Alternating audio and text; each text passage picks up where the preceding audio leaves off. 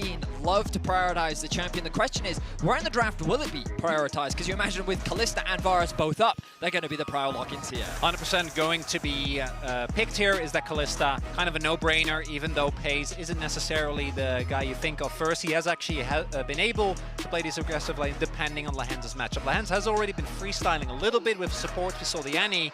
And I love the Nautilus ban. I genuinely think that Lehends' Nautilus is one of the big things that enables Gen.G to really have Lehends have the impact on the map. However, double archery bot lane should come as no surprise, given that Ashe is both really strong into Kalista. Although, with lane swaps, I feel like we have seen a little bit more counterplay come up to this double Halo Blades bot lane. Not to mention the fact that that Rumble could be going into Lehends' hands, and if Rumble gets his hands on an Ashe in the early levels, the Ashe just kind of dies.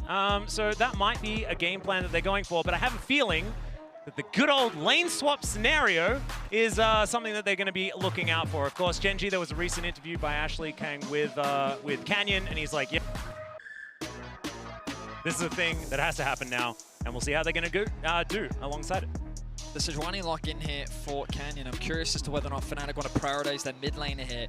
With Azir still up and available, it could be something Humanoid wants to lock in, maybe even the Taliyah, if they want a little bit more lockdown potentially for Peyz on the Kalista.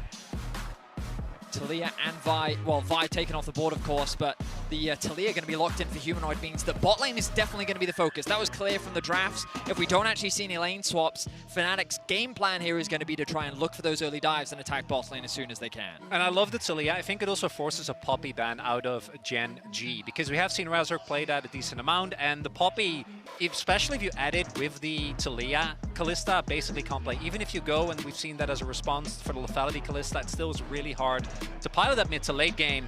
Xin Zhao already also kind of a no-brainer. It is really able to put the pressure on this Sejuani, as a lot of these control mages going to get taken away. Yeah. Chovy ends up going toward. Does suggest Fnatic's trying to push Chovy more towards something like the Azir. I guess Humanoid feels that he can have a little bit more control over the lane, having that early pressure into the matchup, but we'll see what Chovy chooses to go for. We know how deep his champion pool can be.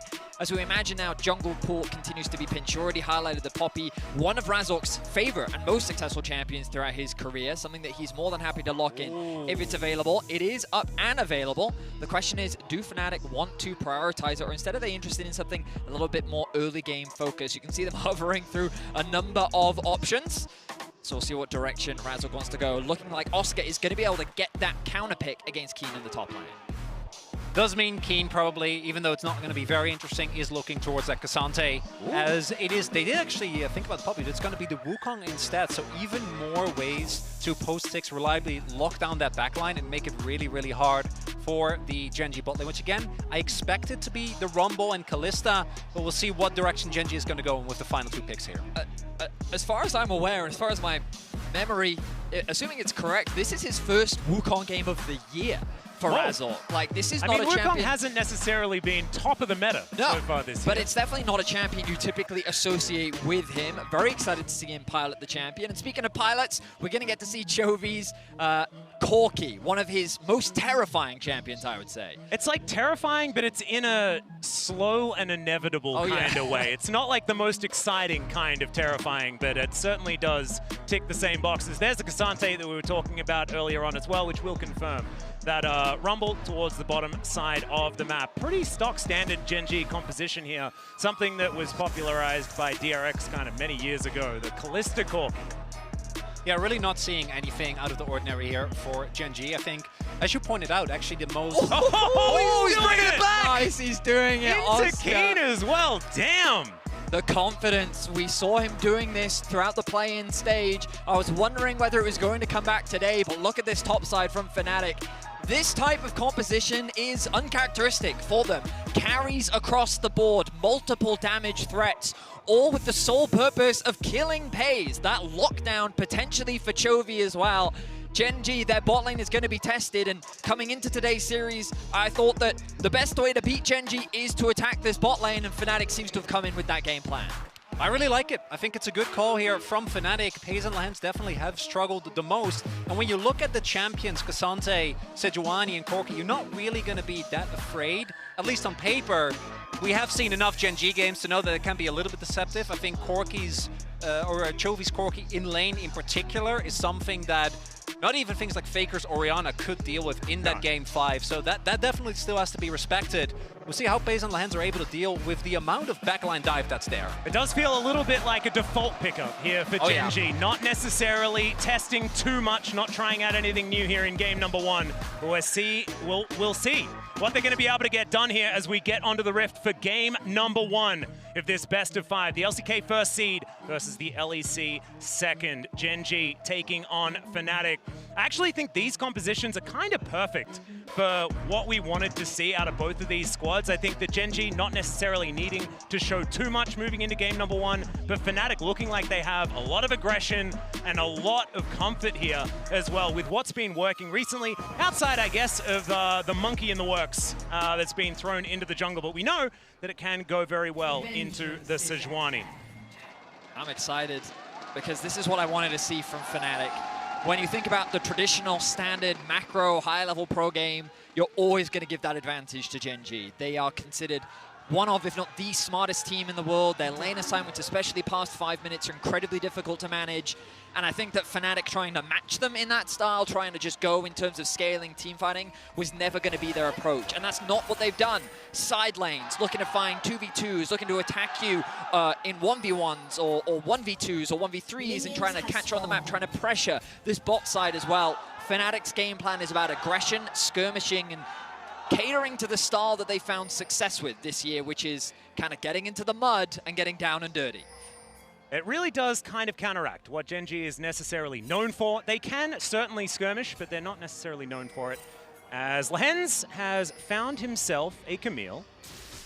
See whether he's going to find some harpoons in anybody else, but as we know, there is no one else in the area, as Oscarinin is just going to be heading towards the bottom side of the map as the lane swap has been found out. And Gen.G, the ones to instigate it here. Not surprising, given the lane matchups. You see there as well, Oscar actually was waiting, leveling his E, did actually end up going it here. So it does have a lot of threat, but because there's an award, not going to find anything as of right now. In terms of summoners, Jun actually going for the Ghost here as well, which with Ashe in particular, the extra movement speed in the longer trades can be extremely beneficial. Thus far, we do see Oscar now also heading towards that bottom half of the map, whereas Kiin is still just shadowing Canyon. Canyon should be looking to cover here. Oscar, again, does have his E. Keep your eyes on Razork as well. He's doing Raptors into red, looking to get a quick level 3, but by pushing in this wave, Kiin is going to get a lot of benefit. The fact that Canyon is also shadowing means that it's safe for Oscar to TP towards the top side of the map because the risk of a dive is now significantly lower, which means that he's not going to lose too much, but losing that TP could be detrimental depending on what Gen.G choose to do here. Are they going to threaten a dive? With Canyon not in the area, it does seem like it's a bit dangerous. Is casual turret shot going to be taken there by Lehends? Very Lehends move. Does very much like to be a little bit aggressive. And it looks like Razork has had a little bit of a better time in the jungle as well, just kept up the farm, whereas Canyon did take a bit of a timeout to make sure that Kiin was going to be okay. I do think that's one of the things that if we had gone for the Poppy, then it completely changes how he can play these early lanes, right? Then maybe you do actually try and still That's a Valkyrie in from Chovy here as Humanoid getting taken below 100 health, has to flash in the end, and is going to be teleporting back to lane without either of his summoner spells in the end. He has to flash. If he doesn't flash and Chovy ends up flashing, he goes down, so has to go for it preemptively, but that is extremely rough. And we're talking about is the early laning phase of Chovy on this Corki, something that many LCK mids have really struggled with, as we now have the back coming through here from Lehends and Peyz, and they will be heading towards this bottom half of the map, where Noah and Jun still waiting, shoving in that wave. I have to imagine Canyon now gets drawn towards that mid lane as well. Level 6 comes through, and that's looking like prime real estate for a nice gank in mid lane. Humanoid going to have to show that respect. He was so close to getting level 4, could have made all the difference in terms of protecting his flash, but now we return to standard lane assignments. Kiin going to get level 4, as we see the return of Peyz and Lehends, avoiding those early levels where this Ashe Varus can be so lethal, while also putting this Camille a little bit behind in terms of that early golden experience. It's really nicely done, because as you point out, Vedi, the amount of lanes that I've seen won by Ashe Varus, level 1, over the last, year and a half, has been absolutely insane. Kiin is going to pay a visit towards the bot side of the map. They are going forward because Razork is on his way. Yep, there is already that ghost popped by Jun. Razork's going to turn up. Not a lot of information there. The flash forward from Lehends, but already that's first blood going over to Peyz. Razork just a little bit too late on it. As now Canyon down to 50%, but I think they should be able to get out. Man advantage, 3 versus 2, not something that Fnatic want to mess with. And the miss time there from Fnatic, you have to be ready as Kiin. That was so sexy from Kiin. It's Oscarinin going to have to flash his way out of there, and Gen.G picking up these incremental advantages already. You're already starting to feel the pressure just from Gen.G's lane. As a flash lost in mid, a flash lost in top. Fnatic thought that they could fight in bot lane, but they get punished by Canyon, making the play happen that much faster than Razork is able to. And you can already see a level difference being built in the jungle as well. And they knew, right? And I think that the power of this Varus and Ashe is great as long as they don't actually get on top of you, particularly when you have a Rumble with Ignite as well. The moment that you are actually there on top of you, even with Flash, like they can close that gap very, very easily. Canyon didn't even have to invest his own summoner because of how far Noah and Jun were up, and I think they could have just backed out of that. Like, pre-6, I don't think you even want to take the 3v3. Like, you're sitting with a Wukong, first the amount of burst that you have with specifically that Sejuani Rumble. Oh, some more value here from Chovy as he finds a combo onto Humanoid, but Humanoid's able to offer a fair bit back as well, throwing those rocks onto the ground. The thing that really does work out in Gen.G's favor also is the fact that Lehends now gets himself that little bit of acceleration. Rumble, we know, is so deadly in these early levels. It's why he was so happy to go for that flash play immediately. Just understands that the acceleration is going to be so beneficial as Canyon takes himself a grub. And Razork also going to have to contend with 3 members of Gen.G in this area if he wants to contest, which he's not going to, intelligently. I mean, just great play overall from Gen.G. They utilize the pressure that they have in mid to, as Kiin resets onto the map with Lehends also covering, they're able to secure the first rotation of grubs. It's going to be challenging for Fnatic to be able to cross map with Razork actually on the top side. He was just pinged out by Gen.G, question mark thrown towards the Krugs. So it seems like they're doing a good job of keeping track of where Razork is, which is crucial when it comes to Fnatic's early game, because they largely do live or die by Razork's success and pressure in finding advantages, but so far, Fnatic have not been able to find any. And one of the big things with Taliyah is that post-6, you want to try and actually impact the map, maybe make a play towards the bot side, especially with how much Peyz and Lehends have been pushing. But because of that early flash force, Humanoid has to play so much more respectful already. And Canyon didn't even have his level 6 yet, but as soon as that Glacial Prison is available, he needs to be so respectful, and Canyon might be looking for an angle here. Yeah, the flash not quite up and available. There he is! He finds the ulti, the Valkyrie forward, and it's all too easy. Chovy even turning around a little bit early, has to go back to make sure that he locks down the second kill for Gen.G. I mean, we talked about it. The moment that Humanoid's flash was burned, we literally said the moment Canyon gets level 6, he has his eyes on mid and he makes the gank look flawless. 2 kills in favor of Gen.G. They have a 1k gold lead already, and Chovy off to a fantastic start. We do see here towards the top side, Oscarinin, even with the early flash first, hasn't really been a lot more attention towards that top side. Camille also notoriously hard to lock down. Razork, bit of a win where has now hit 6, and I think that an early skirmish with this Wukong is going to be pivotal for Fnatic to prevent Gen.G from snowballing, because if you go into a mid game with Gen.G already having a lead, it is so oppressive, because usually they don't really start building large leads until they get to the mid games, Canyon. It goes in once again. Good seismic shove here from Humanoid, as he does get permafrosted, but not going to be too worried about it. And this Drake should go over to Fnatic with that bot lane priority. They did manage to grab it themselves. So, a neutral objective on the bottom side going the LEC's way. Definitely a good start, as Arrow is going to be fired from base. I remember this one from Season 1. And it's not going to land onto Chovy, but it was relatively close. I like it. Close. He was just missing the teleport. That's what you used to have to do. Yeah. After you built your Thornmail, of course. Nerves of steel there from Chovy. He always finds himself just a slight level up. I mean, we saw it in the early exchange where Humanoid was forced back, but every single time we move towards mid lane, there's always that experience differential, and obviously thanks to the kill, he's now ballooned it even more, holding almost a full level over Humanoid. I think he has like some forbidden tech where he finds minions on the map that shouldn't actually exist. We're still trying to figure out what it is. I actually forgot. I think it was an interview with someone who like did some VOD reviews, like how does Chovy get this much creeps? And the answer was very easy, because he just doesn't miss any. Like, he just hits every, which is like just get them all. Just get them all, which is it's very easy to see, but not very easy to replicate, unfortunately.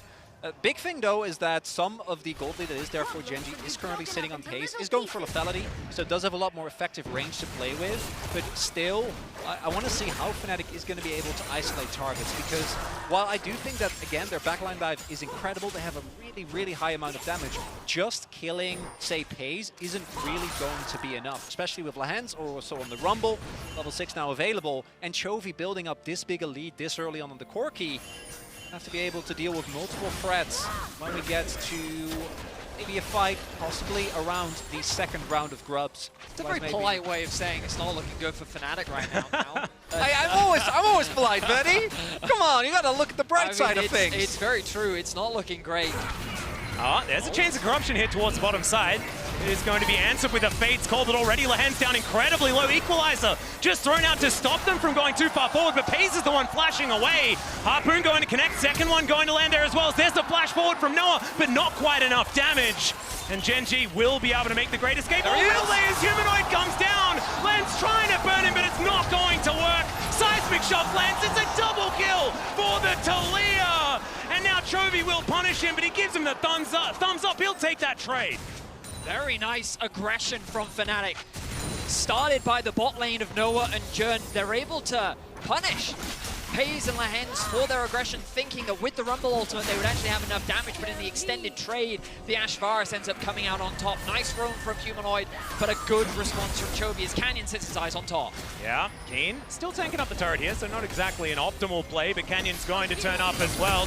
Oh, there's the Glacial Prison. Hextech Ultimatum does come down. He gets the shield as well as Kiin trying to land it. Canyon was tanking up the turret, but the hook shot is going to be there, and Oscar makes his way out. Camille is so insanely slippery with flash, with ultimate. You can dodge so much damage, and even with Canyon hitting the Glacial Prison at the beginning there isn't quite enough to actually get the kill.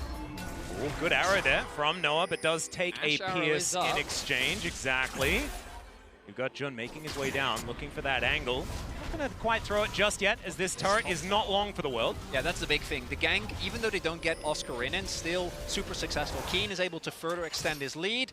Turret, I think, will drop there on the means. Might just barely be alive, but a stiff breeze will make sure that that isn't going to be the case.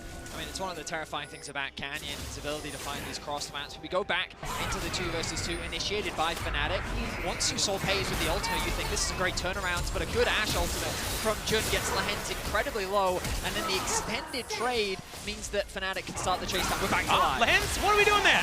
Cyclone's going to come on through, and he is really dead. We're going to have to get a little bit of an update on the tape, like what was he there for? Still a great move here from Fnatic. Yeah, not the first time we've seen that from Lehends. Him and Peyz have been definitely the weak spot on Gen.G, and I gotta credit Fnatic for actually having both the outplay in the 2v2 and then Razork also paying a lot of attention towards that bot side of the map, as it was the arrow from Jun who found Lehends. Flashless there, of course.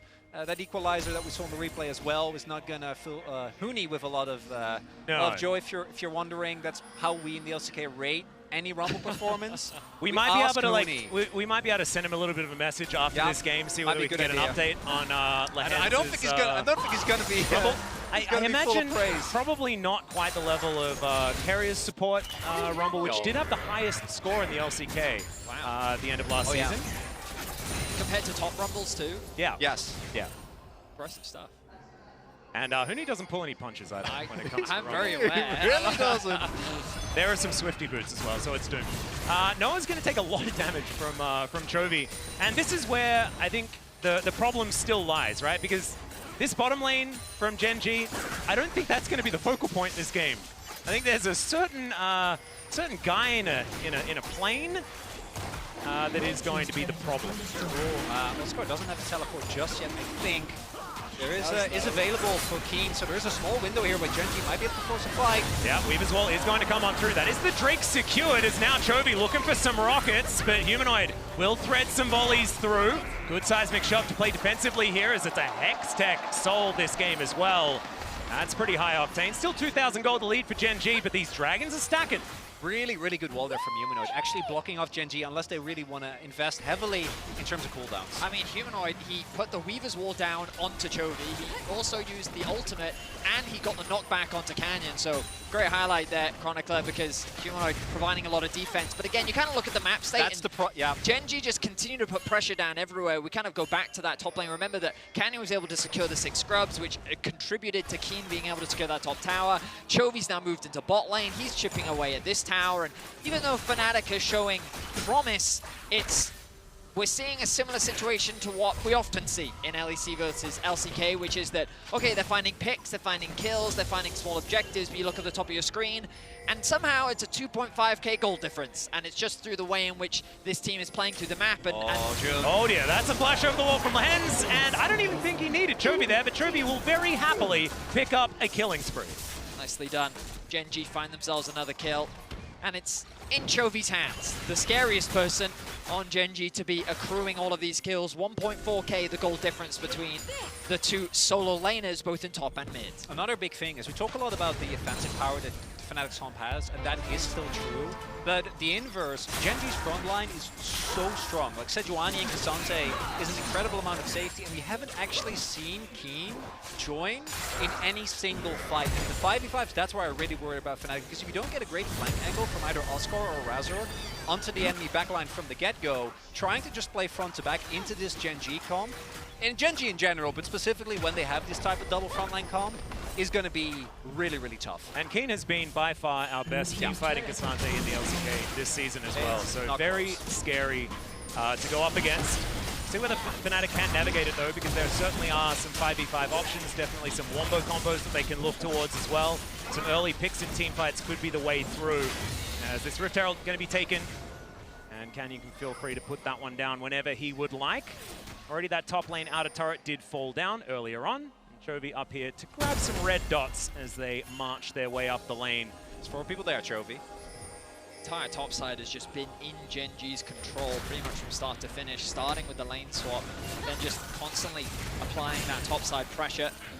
That's where a lot of the gold lead is currently sitting, and when we think back to Gen.G throughout the first half of this year, kind of has been that top side that has been standout. We've seen Chovy, even in dire situations, put the team on his back and have strong performances, but I don't think he's going to need to do that with Canyon and Kiin by his side in this game.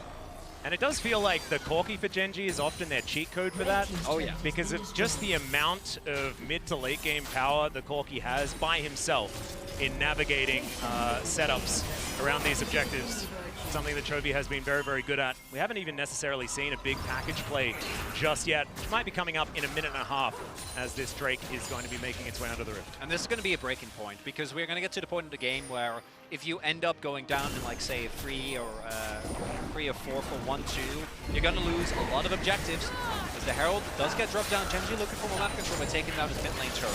Yeah, no one's going to be riding it this time around. We've had some Herald mishaps in the LCKs. Weaver's Wall does come on through, but it's only Shelly that is going to bear the brunt of it. She will be taken down. So no breaking of the mid-outer turret just yet, but Gen.G with control of the river. Exactly, Atlus. That's what they were mainly aiming for. They've done damage to that mid tower, and it's basically just a hair's breadth away from being knocked over. So they've set up the building blocks that they need. The vision now being swept out. Any potential deep flank wards are what Gen.G are a little concerned about. We already talked about the dive threat, and Chronicler, you are highlighting how Fnatic is going to be looking for that backline access, and those deep wards are going to be crucial to that, with which Gen.G is completely denying. Now, Humanoid in some danger. Once again, a Valkyrie forward as the arrow is going to connect onto Chovy. They're now trying to turn it around. Canyon here, but maybe he's a bit too late as Chovy holding onto the flash, and he decides he's not going to use it. Now Razork with the Cyclone. Noah is just going to be jumped on by the Sejuani, but he says thank you very much and picks up the kill. And it's 30 seconds until the Hextech Soul Point is available for Fnatic. Gen.G just not expecting this many people to be ready, and honestly, if you're playing as Fnatic, I feel like you have to be. I mean, a great punish from Fnatic. I saw what Chovy saw, which is this is a free kill. Yeah. Humanoid sitting isolated in a side lane, but he didn't respect the Ashe arrow from Jun. The biggest downside is that Jun got the shutdown onto Chovy, but overall, Fnatic with 2 picks and full control over the Dragon, they're going to be happy with that. Yeah, mid lane control does go to Gen.G here for now as Oh, Oscarinin off to the side. Razork just burning down though, and there is no support. Peyz is going to cleanse, finds the auto in the end as the equalizer's coming down as well. And it looks like the Drake will go over to Gen.G. Canyon even turning up in time. Oh, Fnatic, you had the opportunity to set up Soul Point, but felt like you that don't need was- your jungler! And now Chovy going to grab the outer turret in mid lane as well. From bad to worse here for Fnatic in what we thought might have been their opportunity. Because the big thing is, if they use the kill onto Chovy, even if he TP's back and Canyon can't be there instantly, you can just take control of the river and play it slow. The biggest problem was that they used so much to actually get these 2 kills. We look back at it, and this collapse from Chovy, again, looks promising, but now he has nothing to be able to dodge away from the Ashe arrow. Humanoid and Jun have good damage. The TP was committed as well. So now Fnatic are all inning on this play, and the Dragon is still 20 seconds away. So even though, look, Flash committed from Razork, ultimates used, and now Fnatic have nothing left to actually secure the Dragon, which means that when Gen.G get control of the mid and re-enter, they're able to punish. Well, now having a look at the dust settling, it is not a massive advantage here for Gen.G as we press the 20-minute mark, as now Hextech Ultimatum down onto Kiin. Flash out from Oscarinin though. He wants nothing to do with this ghosting Ksante with his 2 items already completed. That item lead actually looks like it's, like, why does that exist? And I think the 1.5k is probably there, but man, Kiin's kind of huge. Yeah, Kiin has been able to pick up, thanks to even like ganks didn't work out, like Canyon trying to play towards the top side. I think it's crockery money, right? It's just plates. It's been a whole lot of plates, and I think he got the first turret blood, and then I think he got another turret towards the bot side of the map. And Camille is insane if she can get her items, but if you start falling behind, that point takes so long to get to. As Noah does have Edge of Night, with some added safety, but him and Jun are very mobile, very squishy. Double flashes available here for the Fnatic bottom lane, so maybe not a kill opportunity for Gen.G. Wanting to get a few of those summoner spells if they can. Not wanting to dive this inner turret, as we can see in Canyon, going to be spotted out by the Hawkshot. Heads up play there from Jun. Gen.G just back to clearing out this mid wave. Baron up on the map. It's another thing that we're going to have to keep our eyes on, and the next team fight might really be a big turning point in this game. You know what? Clears up that wave as well. Still has absolute parity alongside Peyz here as both of these lethality AD carries looking to try and get that poke damage done as this game goes on. I'm really interested in how these fights actually play out, because you mentioned it earlier, but the goal difference isn't that dramatic. We look at the bottom of our screens, we can see very similar itemization, really only Oscar who needs to secure that Ravenous Hydra, but once he gets it, Fnatic have ways to win fights. They've got the backline threats, they can lock down Chovy, and if you can get rid of Chovy, Peyz going for this lethality build, like, is effective against squishies, but I feel like Fnatic have ways in which they can win the fight depending on how they're able to execute. The problem they're having right now is map control. When we just kind of look at the minimap, it is a very Gen.G favored map. They are suffocating the vision out from Fnatic, and they're very reliant on Jun, looking for picks and relying on his arrows to get information. But I think Ward giving a lot of information, actually. If Fnatic can find the angle, I believe that there are ways in which they can win fights. It's a question of whether Gen.G will even give it to them. I do like the non-committal CC. You know, the fact that Jun is just throwing out these arrows just to see whether one of them sticks. It's exactly what he needs to keep on doing, because opportunistic picks for this composition work out so well. If you can then make that man advantage happen, even the Camille gets so much more powerful in those moments. And Oscar, I think, will be a big win condition as this game goes on. I don't know whether anyone's matching a Camille in a side lane if this game goes the distance. Also depends, though, on whether or not we can see. Oh, Weaver's Wall coming in as Humanoid throws down the rocks onto Kiin, or at least I think he did. Kiin does eventually take some damage as the big rock does come on down, absorbs the CC there. Kiin able to walk this one off. Canyon pretty tanky himself, and Humanoid still looking for even more. Threaded volley after threaded volley being thrown into the back of the head of this Ksante, who's now looking for a reset. I didn't love the wall from Humanoid just because he ended up cutting his own teammates off as well as Gen.G, but they are able to use that play to gain control over the bot river. The thing that Gen.G should be thinking about is taking a page out of T1's book and looking at that Baron. Oh, yeah. Right? Yeah. Like, they have full control over the top side of the map. Their Baron is very fast with the Corki. And Fnatic, while they have a nice setup for the Dragon, Gen.G could just choose to concede it and exchange it for a Baron, and with their Siege, I think that would be a scary thing for them to have. Oh, Kiin's on a pretty nice flank angle here. The equalizer's brilliant as well, and he finds two with the shove forward. Canyon's going to take down Jun to start this one off, and Humanoid is just thrown into the blender. Noah follows, and this is just a wash. Gen.G, they will clean up the fight, look for the Drake, and maybe more. As it turns out, all Gen.G needed was Kiin to just be there. Gets on top of the enemy backline. Wanders in casually from the side. Got the cancel. I think Noah flashed after Kiin had already used his ultimate, so he actually got pulled back as well. But right from the get-go, the amount of burst that came through, I think it was from Lehends and Chovy together, ends up toasting, look, most of this front line right from the get-go. Humanoid takes a ton of damage, and Kiin is gone for full items. Humanoid can't damage this Ksante at all, so he just doesn't take any damage. Just a really great demonstration of how to play that traditional front to back. The Baron is available. Razork gonna look for a steal. Yeah, they do manage to get the ward over as Hex Gates are being taken. There's an arrow in there. He's in the pit. It goes down solo and it's secured by the Rand. Gen.G take down the monkey as well. And they'll secure themselves a Baron. Oscarinin, he is going to be dessert here for Gen.G, as there's nothing he can do by himself. Chovy grabs another one. And not the cleanest there from Gen.G, but they end up making it work. Tried to keep the Wukong out of the pit. Weren't successful, but it's Peyz in the end that ends up getting it with the Rand. Not as strong as Kalista once was at securing objectives, but will be enough. And that fell, those two sequences of play, like now Fnatic have completely lost control. Yeah, I mean, exactly right.